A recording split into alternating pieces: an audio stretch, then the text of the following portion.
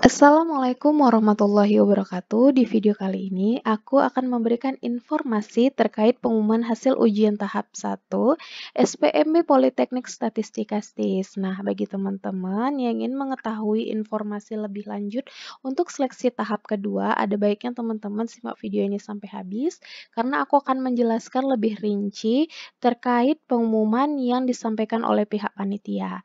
Nah, sebelum kita lanjut videonya, jangan lupa tekan tombol subscribe dan nyalain lonceng notifikasinya agar teman-teman tidak ketinggalan video terbaru dari aku. Oke, langsung saja kita klik pengumuman hasil ujian tahap 1. Nah, di pengumuman ini dilampirkan beberapa pengumuman, keterangan pengumuman, yaitu yang pertama, postingannya yaitu pengumuman hasil ujian tahap 1. Diposting hari Rabu tanggal 12 Agustus 2020. Nah, ini ada dua lampiran ya teman-teman. Untuk yang pertama, pengumuman hasil ujian tahap 1, dan lampiran yang kedua yaitu lampiran rekap hasil seleksi kompetensi dasar atau rincian seleksi calon mahasiswa sekolah kedinasan 2020. Nah, kita klik untuk lampiran yang pertama. Oke, ini dia lampirannya. Sama-sama kita baca dan pahami ya teman-teman. Panitia Penerimaan Mahasiswa Baru Politeknik Statistika STIS tahun akademik 2020-2021 mengumumkan bahwa 1. Berdasarkan hasil evaluasi seleksi tahap 1 atau seleksi kompetensi dasar, peserta yang dinyatakan lulus dan dapat mengikuti seleksi tahap kedua adalah peserta pada lampiran surat yang ada pada kolom keterangan tertulis P-L atau lulus passing grade dan ikut seleksi lanjutan. Nah, nanti ada di lampiran pengumuman siapa-siapa saja yang berhak mengikuti tahap berikutnya, yaitu dengan kode P-L. Selain itu, teman-teman dinyatakan tidak dapat mengikuti untuk seleksi tahap kedua. Untuk yang kedua, seleksi tahap kedua atau matematika dilaksanakan pada tanggal 22-24 Agustus 2020 dengan lokasi dan jadwal tes yang akan diumumkan kemudian di portal SPMB Politeknik Statistika STIS atau https://spmb.stis.ac.id. Nah, teman-teman, untuk tahap kedua ini adalah seleksinya yaitu matematika. Dalam artian ini matematika murni ya teman-teman. Ini akan dilaksanakan pada tanggal 22-24 Agustus. Teman-teman harus catat tanggal penting ini. Kemudian mengenai lokasi dan jadwal tes akan diumumkan di portal SPMB Politeknik STIS. Jadi teman-teman harus rajin-rajin untuk mengecek website ini agar teman-teman tidak ketinggalan informasi yang disampaikan oleh pihak panitia. Oke, kita lanjut yang ketiga. Peserta yang dinyatakan lulus dapat mencetak kartu peserta ujian masuk atau KTPUM baru di portal SPMB Politeknik Statistika STIS mulai tanggal 19 Agustus 2020. Nah, untuk saat ini yaitu pertanggal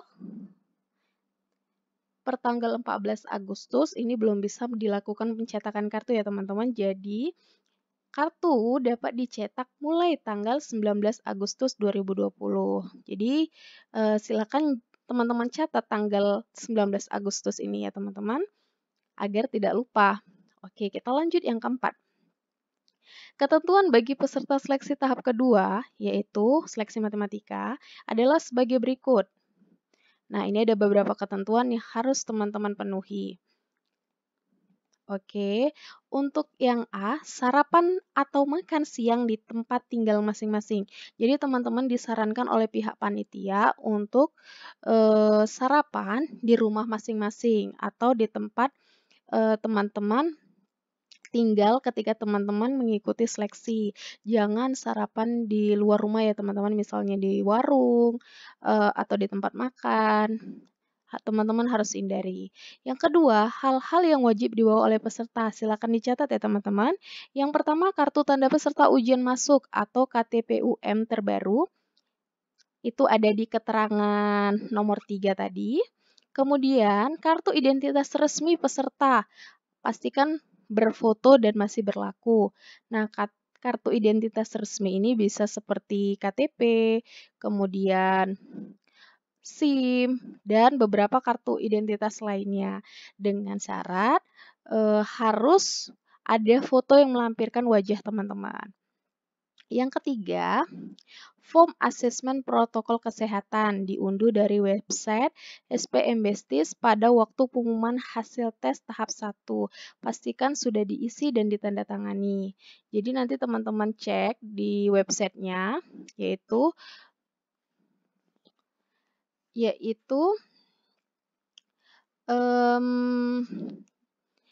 mengenai form asesmen protokol kesehatan. Nanti kita cek ya teman-teman. Oke, karena kita cek lampiran satunya lagi. Kalaupun tidak ada, nanti kita tunggu informasi terbaru dari pihak panitia. Oke, kita lanjut. Ballpoint hitam atau biru untuk coret-coret. Ini gunanya untuk digunakan saat teman-teman mengerjakan soal. Itu teman-teman bawa masing-masing. Kemudian masker. Pakaian dengan atasan berwarna putih dan bawahan berwarna hitam atau gelap, bukan dari bahan kaos atau jeans, serta menggunakan sepatu. Nah, di sini dijelaskan bahwa pakaian itu sebaiknya di atasannya itu berwarna putih dan sebaiknya kemeja ya teman-teman, agar teman-teman lolos pas pemeriksaan oleh pihak panitia. Dan ingat bawahannya harus berwarna hitam, baik itu rok, celana, itu harus berwarna hitam atau berwarna gelap. Dan tidak berbahan kaos, itu yang perlu digarisbawahi. Selain itu, teman-teman wajib menggunakan sepatu. Kemudian, pakaian bersaku jika membawa telepon seluler. Jadi, teman-teman diperbolehkan membawa telepon seluler, tetapi harus menggunakan kemeja yang ada sakunya, atau rok yang ada sakunya. Dan terakhir, disarankan membawa sarung tangan, face shield, dan hand sanitizer. Oke, untuk poin yang C, dilarang membawa tas atau sejenisnya, jam tangan, kalkulator, dan barang lainnya selain daripada yang tertulis di atas ke ruang tes. Panitia tes tidak menyediakan tempat penitipan barang dan tidak bertanggung jawab terhadap barang yang tidak diperkenankan dibawa masuk ke ruangan tes. Jadi teman-teman, sebaiknya teman-teman tidak bawa tas. Kalaupun bawa dompet, sebaiknya menggunakan pakaian yang bersaku. Jadi bisa disimpan di saku teman-teman. Oke. Berangkat langsung menuju lokasi tes, hindari mampir ke tempat lain yang tidak penting dengan mengikuti protokol kesehatan COVID-19. Jadi ketika teman-teman akan berangkat ke lokasi tes, sebaiknya teman-teman tidak nyinggah kemanapun atau mampir ke tempat manapun. Dan terakhir, pengantar peserta tidak diperkenankan masuk area tes dan dilarang menunggu di sekitar area tes.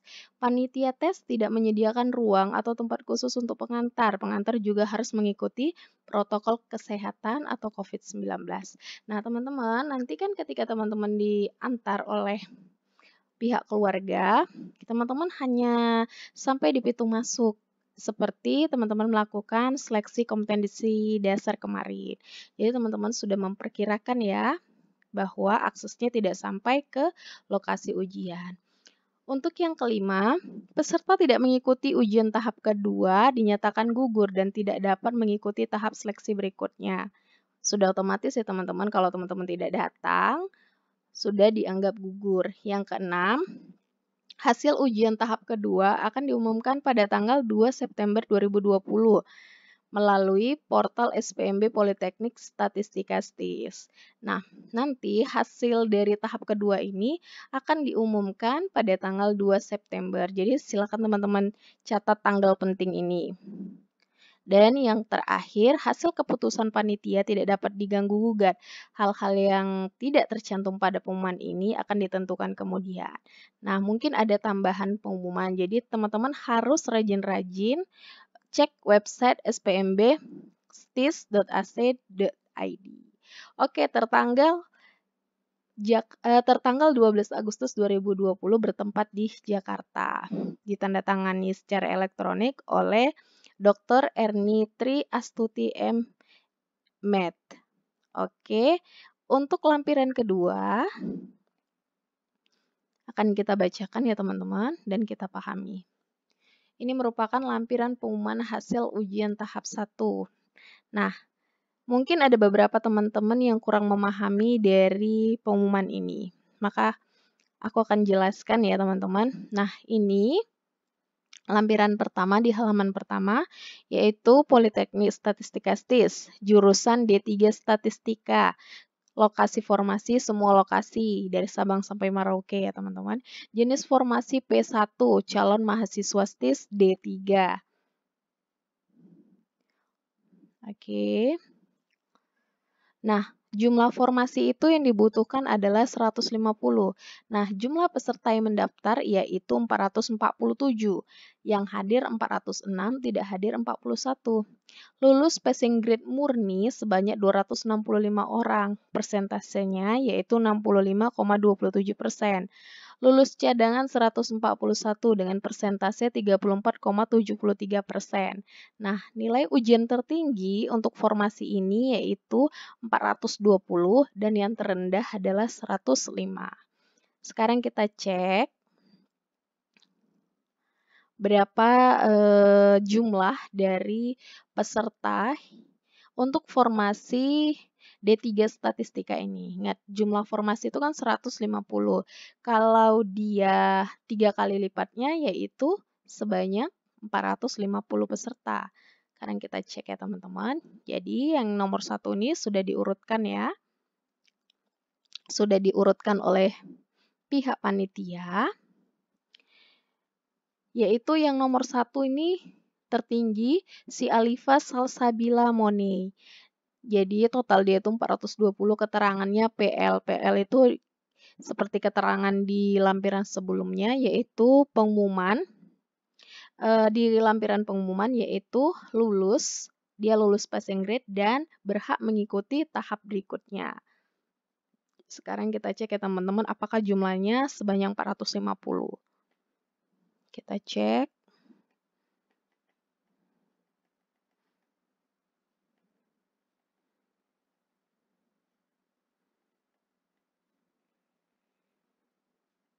Oh, ternyata tidak ya teman-teman.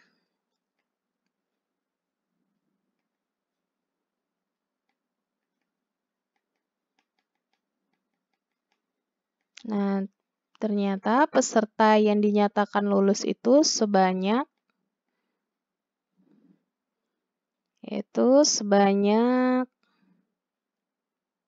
berapa nih ya? Oke, 265 orang. Jadi, sebenarnya kuotanya itu 450. Nah, karena yang lulus passing grade itu sebanyak 265 orang, maka 265 orang ini yang berhak untuk mengikuti tahap kedua, yaitu mengikuti tes matematika. Nah, aku saranin banget ke teman-teman yang lulus ini, silahkan teman-teman berjuang sekeras mungkin karena kalian ini termasuk orang-orang yang terpilih. Dan kuota ini tidak memenuhi 3 kali formasi. Dalam artian kan yang ini diterima sebenarnya sebanyak 450, tetapi yang diambil hanya 265. Artinya kalian sudah menyingkirkan ratusan orang, ya 450 ya, ratusan orang yang sudah tersingkir ya teman-teman secara alami untuk kuota di tahap kedua. Jadi silakan teman-teman belajar semaksimal mungkin karena saingan kalian akan belajar lebih giat lagi. Oke, untuk yang formasi berikutnya, ini selebihnya tidak lulus ya teman-teman, sekalipun nilainya tinggi-tinggi. Untuk yang dia di bawah 265 ini yaitu 348. Dia tidak memenuhi passing grade yaitu di bidang tes wawasan kebangsaan yaitu sebanyak 60. Sayangnya teman-teman 348. Tapi yang namanya rezeki kita nggak bisa menentukan. Karena hanya yang kuasa yang menentukan. Oke, kita lanjut. Untuk formasi berikutnya yaitu formasi D4 Statistika. D4 Statistika yaitu Jumlah formasinya ini sebanyak 300 orang. Nah, jumlah pesertanya ini yang luar biasa ya teman-teman. 22.512 orang. Yang hadir itu 21.524 dan yang tidak hadir 988. Nah, lulus passing grade murni yaitu 17.744 dengan persentase 82,44%. Yang lulus cadangan 3.780 dengan persentase 17,56%. Nah, nilai tertingginya yaitu 466 dan yang terendah itu tidak ada. Terendah itu 0. Berarti tidak ada ya teman-teman. Oke. Ini 300 berarti 3 kali formasinya yaitu sebanyak 900. Nah, dengan kode P-L ini adalah kode bagi peserta yang berhak mengikuti tahap kedua. Jadi sekarang kita lihat lagi apakah benar 900 peserta yang berhak mengikuti tahap berikutnya.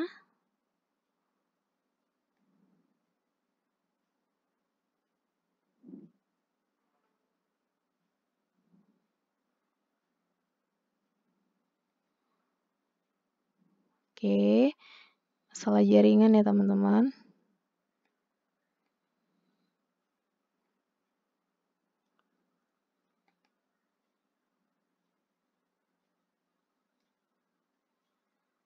Oke, nih ya.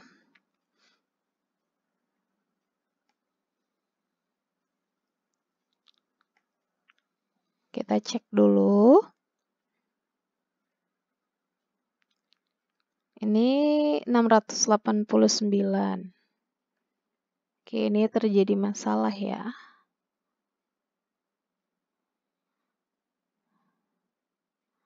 Oke, kita balik dulu ya. Untuk lampiran kedua, kita cek lagi.